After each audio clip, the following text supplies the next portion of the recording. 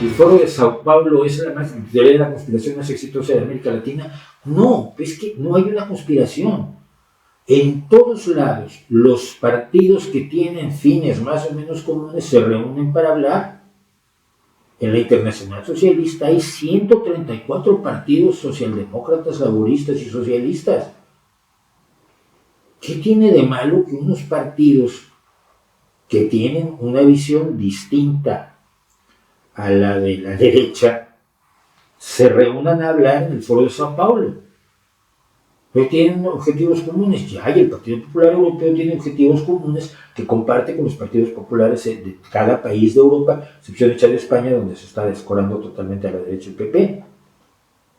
La democracia cristiana es un bloque ideológico, al que por cierto debería pertenecer el PAN en México, que también se está escorando a la derecha.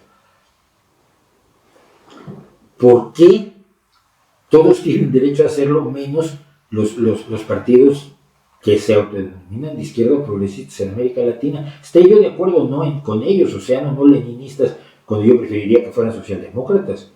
Pero ¿por qué no pueden reunirse en un foro y hablar y plantearse objetivos comunes? ¿Qué tiene de particular? ¿Y por qué lo ven como una conspiración? Simplemente se vende como una conspiración porque es una forma de satanizar a un pensamiento cuyos principios y sobre todo cuyos objetivos finales, que son la mejoría de la situación de los más desprotegidos y un nivel de justicia social adecuado y dignidad para quienes se les ha escamoteado la dignidad, no tienen forma de rebatirlo. Y como los rayos este tipo de gente no puede rebatir en un diálogo serio lo que se plantea, los objetivos y los ideales de una visión progresista y de avanzada, lo que hacen es caricaturas, la caricatura del comunista, ¿no? A mí vienen, me dicen, es que tú eres comunista, y en los comentarios de los vídeos lo traemos constantemente, es que Mauricio es comunista, y yo digo, ¿dónde, cuál, cuándo, cómo, por qué, quién dijo? Es absurdo, no lo soy.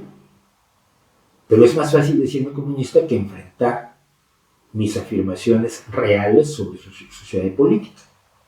Así es.